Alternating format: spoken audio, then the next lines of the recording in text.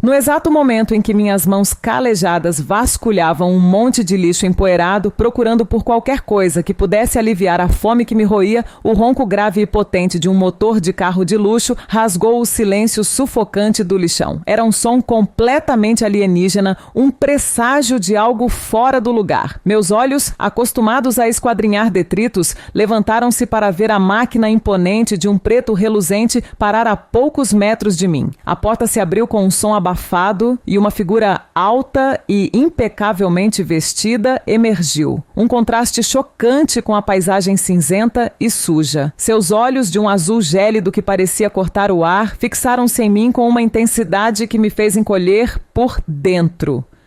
Embora eu jamais demonstrasse qualquer fraqueza. Ele não proferiu uma única palavra, não houve saudação, nem mesmo um olhar de curiosidade. Apenas estendeu a perna com a ponta do sapato lustroso e caro e chutou com precisão cirúrgica o pequeno saco de pão que eu acabara de encontrar, o único achado significativo daquela manhã. O pão, agora esmagado e misturado à lama fétida, transformou-se em uma massa irreconhecível. Aquilo não foi um acidente, eu sabia. Foi um ato deliberado, uma demonstração fria de poder e desprezo. O desprezo em seu olhar era palpável, denso como a poeira que nos cobria. Ele não precisava falar muito para que sua mensagem fosse clara e devastadora. Com um tom que parecia polido e afiado ao mesmo tempo, ele murmurou, quase para si mesmo, mas alto o suficiente para que cada sílaba me atingisse como um tapa, mais doloroso do que qualquer golpe físico. Você não pertence aqui, mas também não pertence a lugar nenhum. Sua voz era carregada de uma arrogância tão profunda que doía mais que o chute no meu pão, mais que o estômago vazio que me acompanhava desde que me lembro. Era a dor da invisibilidade que ele tentava me impor, a dor de ser considerada insignificante, um mero estorvo na sua visão de mundo. Para ele, eu era apenas uma mancha na paisagem, um lembrete incômodo de um mundo de privação que ele desejava ignorar. Em vez de chorar, como ele certamente esperava, ou de gritar a frustração e a raiva que borbulhavam violentamente dentro de mim, eu apenas o encarei. Meus olhos, talvez mais velhos do que minha idade sugeria, encontraram os dele sem desviar, sem piscar. Um silêncio pesado e tenso preencheu o ar entre nós, interrompido apenas pelo zumbido distante das moscas e pelo ranger intermitente de algum caminhão no aterro. Eu sabia exatamente o que ele buscava em minha reação. A explosão de raiva descontrolada, as lágrimas de desespero que confirmariam sua superioridade, a validação de que eu era tão frágil e insignificante quanto ele acreditava. Mas tudo o que obteve foi minha quietude calculada, uma serenidade que escondia uma tempestade interna, mas que, por fora, exibia apenas um brilho de desafio em meus olhos, uma faísca de resistência. Era a única arma que eu tinha naquele momento, e eu a empunhava com uma força que nem eu mesma sabia possuir. Minha dignidade era tudo o que me restava, e eu não a entregaria por nada neste mundo. Ele sustentou meu olhar por um instante que pareceu uma eternidade, talvez genuinamente surpreso com minha falta de reação esperada. Então, como se perdesse o interesse em um brinquedo que não se quebrava conforme suas expectativas, virou as costas abruptamente. Caminhou de volta para o carro, sua silhueta elegante e imponente, contrastando de forma gritante com a sujeira e a desolação ao redor. Mas, antes de entrar no veículo com um movimento quase imperceptível da mão, deixou cair um pequeno objeto brilhante na lama, perto. Aquele encontro no lixão, aquele olhar de desprezo e o pão esmagado foram apenas o estopim de uma tensão que já existia há muito tempo. Minha vida inteira se desenrolou em meio ao cheiro agridoce da decomposição e ao calor causticante que se levantava do aterro. O lixão não era apenas um lugar, era o meu mundo, o sustento de centenas de famílias que, como a minha, haviam fincado raízes nas margens da periferia. As casas improvisadas, feitas de restos de madeira, zinco e lona, estendiam-se em um labirinto desordenado até onde a vista alcançava, cada uma delas, um testemunho silencioso da resiliência humana. Minha rotina começava antes mesmo do sol despontar, ainda na penumbra fria da madrugada. Eu me juntava à multidão de catadores, todos movidos pela mesma necessidade urgente de encontrar algo de valor antes que os caminhões compactadores chegassem e tornassem a tarefa ainda mais difícil. Era uma corrida diária contra o tempo, contra a sorte e contra os outros. Apesar da competição, existia uma solidariedade silenciosa, um código não escrito de ajuda mútua. Um olhar de compreensão, um aviso sobre um achado promissor, a partilha de uma garrafa d'água sob o sol escaldante, pequenos gestos que formavam a cola invisível da nossa comunidade. O peso da responsabilidade era um fardo constante em meus ombros jovens. Eu era a mais velha entre meus irmãos e era minha a tarefa, ao lado da minha mãe, de garantir que houvesse algo para comer na mesa, por mais escasso que fosse. As noites eram preenchidas com o choro silencioso dos mais novos e a promessa que eu fazia a mim mesma: um dia as coisas seriam diferentes. Nossa linguagem era crua, direta, forjada na rua e na necessidade, mas carregava uma honestidade brutal. Não havia espaço para floreios ou falsidades. A vida no lixão nos ensinava a ser reais, a enfrentar a verdade nua e crua de nossa existência. E mesmo assim, em meio a todo o descarte, eu nutria uma esperança teimosa, uma crença de que a beleza podia ser encontrada mesmo nas coisas mais quebradas, que a dignidade podia florescer no solo mais infértil. Eu era a menina do lixão, sim, mas também a guardiã de uma família, a sonhadora que via um brilho onde outros viam apenas miséria. Nesse cenário de luta, sabia salma suspesoran sompisma tessalatisalmas o catasus be pare pairam dava. A figura distante do Ciro Almeida, ele era o dono da empresa que administrava o aterro sanitário, uma entidade quase mítica para nós, uma lenda urbana, uma sombra rica que passava ocasionalmente em seu carro de luxo, sempre distante, nunca realmente vendo as pessoas que dependiam de sua generosidade em descartar. Para ele, éramos apenas números, uma parte inconveniente da paisagem que gerava seus lucros. Suas visitas eram raras e sempre cercadas por seguranças, como se o ar que respirávamos pudesse contaminá-lo. Ele nunca descia do carro para nos cumprimentar ou para realmente entender a nossa realidade. Apenas observava de longe, como um rei insensível, em seu castelo de privilégios, enquanto nós, seus súditos invisíveis, revirávamos seu lixo. A tensão entre o meu mundo e o dele não começou com o pão. Ela já estava estabelecida muito antes, tecida nas ameaças sutis e nos pequenos sinais de controle. O aumento da segurança no lixão, por exemplo, era uma constante lembrança de que nosso acesso era precário e dependia de sua vontade. Havia histórias sussurradas entre os catadores sobre a crueldade do Sr. Almeida, com quem ousava desafiá-lo, contos de pessoas expulsas, de acordos desfeitos.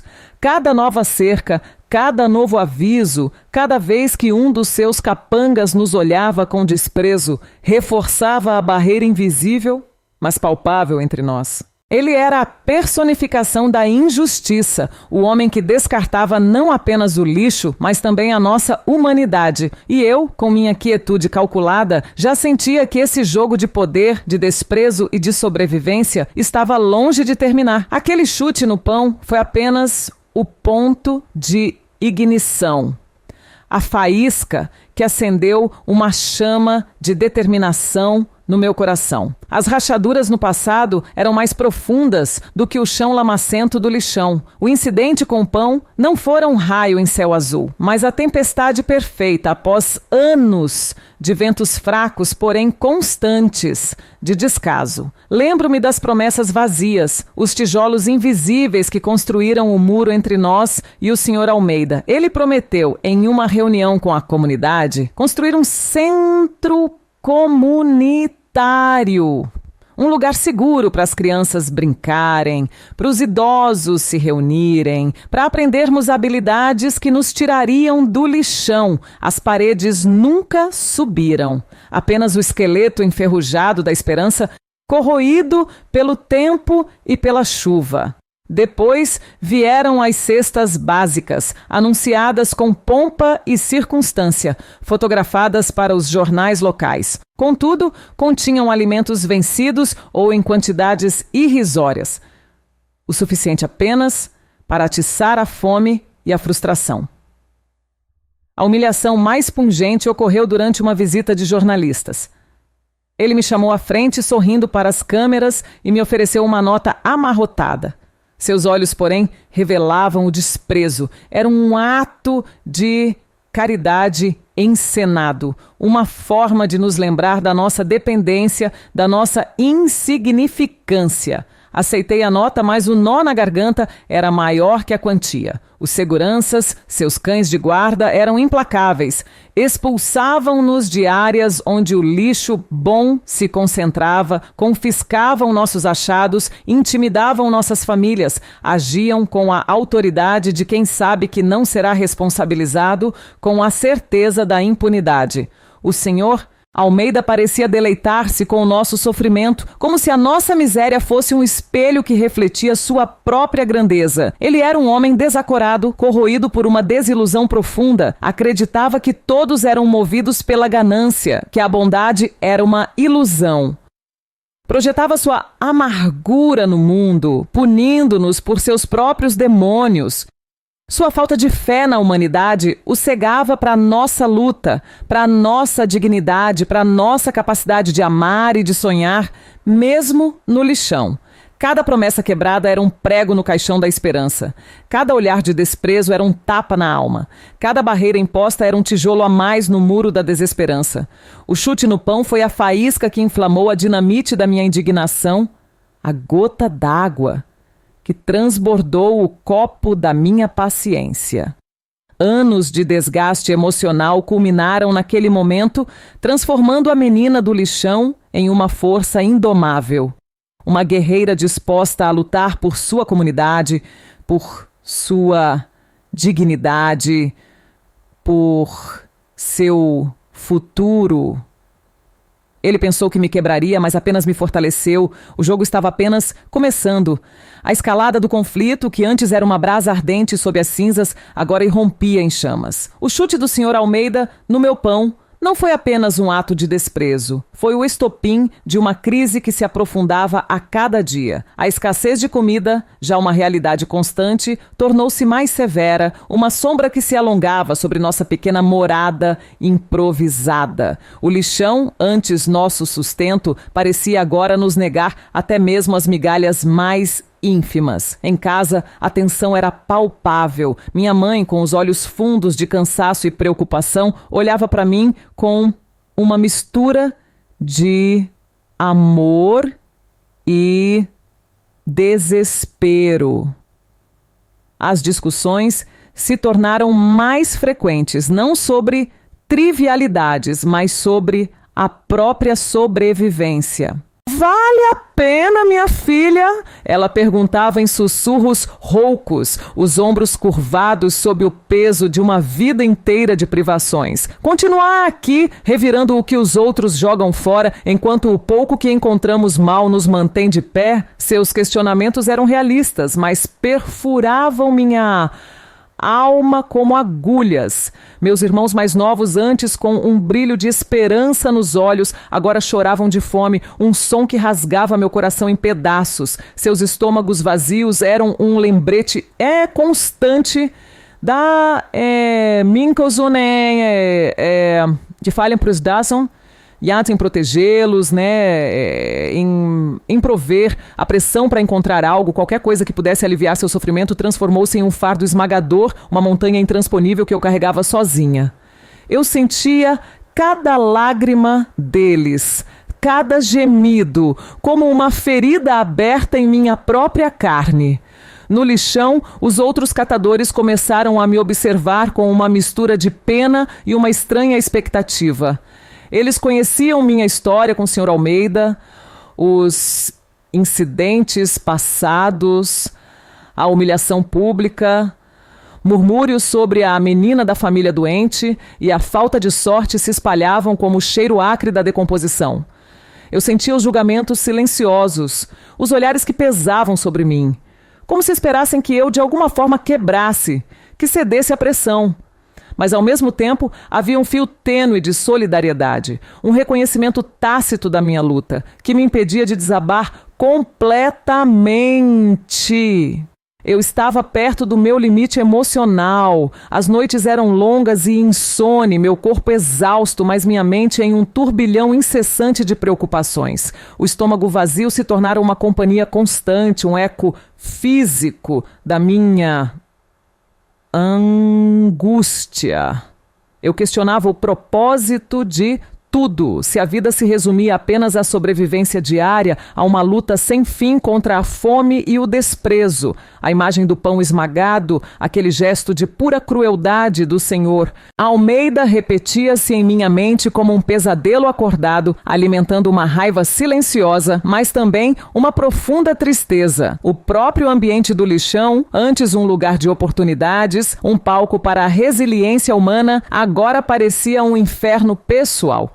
Um reflexo do caos que me consumia. O calor sufocante do sol castigava a pele. As moscas zumbiam incessantemente, pousando em feridas abertas e em pensamentos sombrios.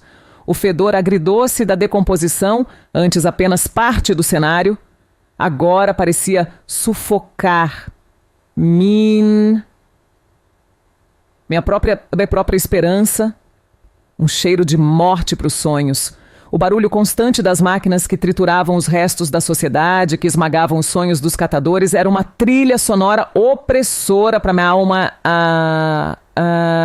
Minha alma prosperar sem a própria desolação. Cada poça de lama, cada pedaço de metal retorcido, cada nuvem de fumaça tóxica que se elevava no horizonte pareciam refletir minha própria angústia, minhas lágrimas não derramadas, meu grito silencioso. Eu sentia o peso do mundo sobre meus ombros jovens, a responsabilidade de uma família faminta, a injustiça de uma vida sem escolha. E pairando sobre tudo, como uma nuvem escura e ameaçadora, estava a presença distante, mas opressora do Sr. Almeida. Ele não precisava estar fisicamente presente para que eu sentisse seu poder, seu desprezo, sua indiferença. Sua sombra se estendia por todo o lixão, por toda a minha vida, por cada canto da minha mente, atormentada. Eu estava no fundo do poço, mas ainda não quebrada. Havia uma fagulha, minúscula, mas teimosa, que se recusava a apagar.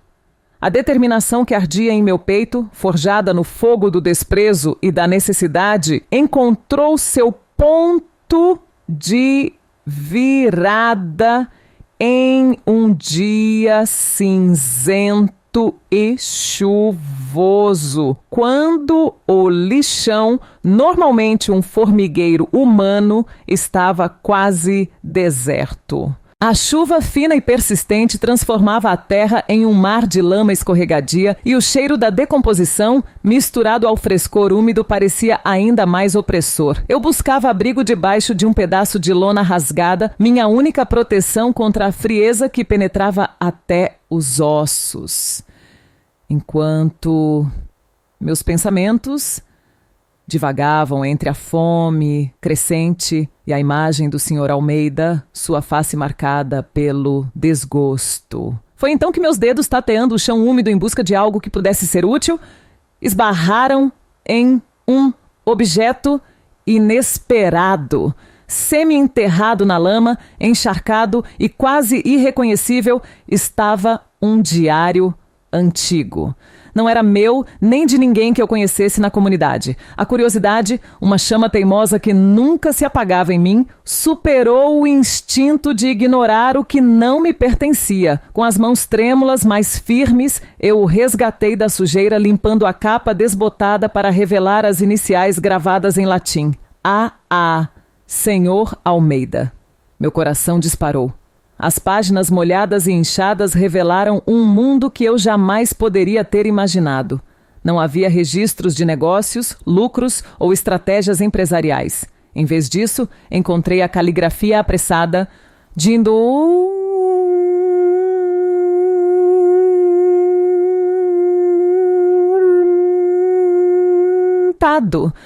narrando uma vida passada de glória e abresse mais dolorosamente de tragédia. Ele escrevia sobre um filho, um menino vibrante, cheio de vida e sonhos, perdido em um acidente anos atrás. O diário detalhava com a culpa esmagadora que o senhor Almeida sentia.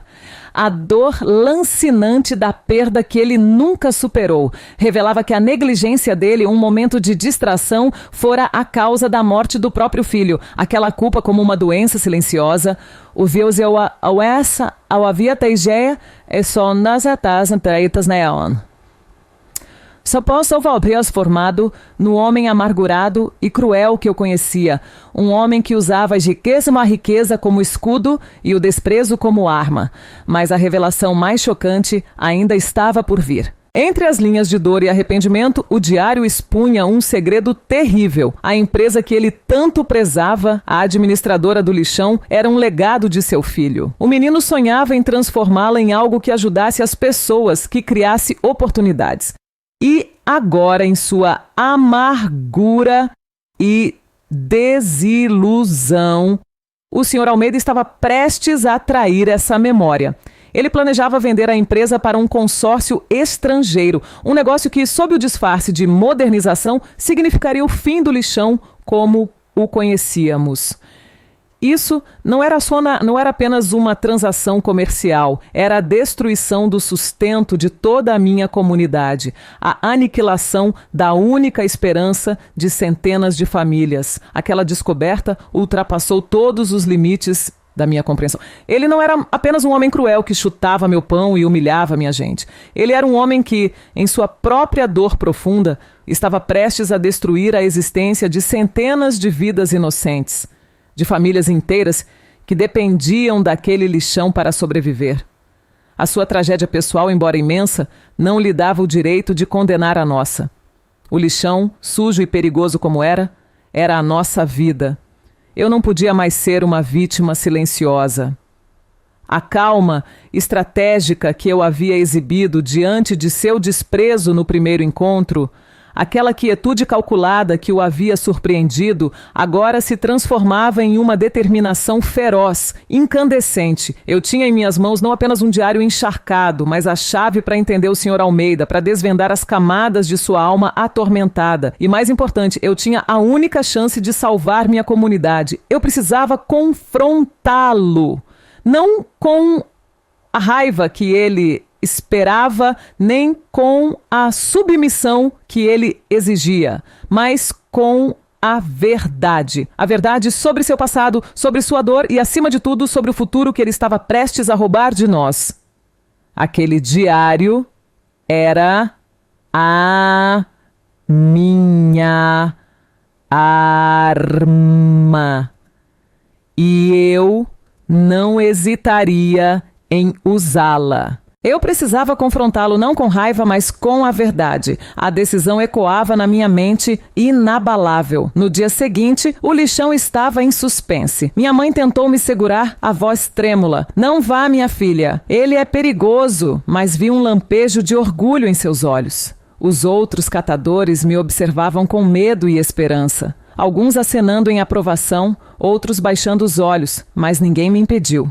Eu carregava o peso de todos. Com o diário molhado nas mãos, atravessei os portões imponentes da empresa do Sr. Almeida. O contraste com o lixão era chocante. Mármore polido, ar-condicionado gelado, silêncio quase sagrado. A recepcionista, com desdém, tentou me barrar, mas minha determinação era palpável. Insisti que tinha algo urgente e pessoal para o senhor Almeida.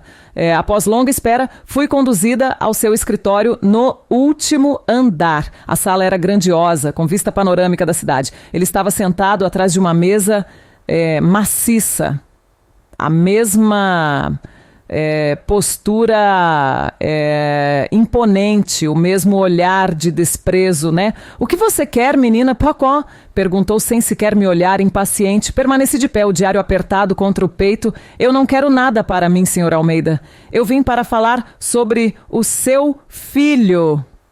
Declarei. A menção do nome fez com que ele me encarasse, uma ruga de fúria cruzando sua testa. Ele tentou me interromper, mas não permiti. Abri o diário e comecei a ler, minha voz firme. As palavras do seu próprio filho, a dor, a culpa que o assombrava, o acidente que o levou, a empresa como legado. Cada frase era uma facada em sua armadura. Ele se encolheu na cadeira, sua expressão arrogante desfeita em choque e dor. Quando cheguei à parte sobre a venda da empresa para o consórcio estrangeiro, ele tentou se levantar, os olhos faiscando. Como você... Ele começou. Mas eu continuei, revelando como essa venda destruiria nossa comunidade. O fim de centenas de vidas. A verdade crua e incontestável, revelada de suas próprias memórias e planos, atingiu-o como um raio. Ele percebeu que eu não era uma figura insignificante. Eu o via por trás de sua fachada, entendia sua dor, mas recusava que ela justificasse a destruição de outros.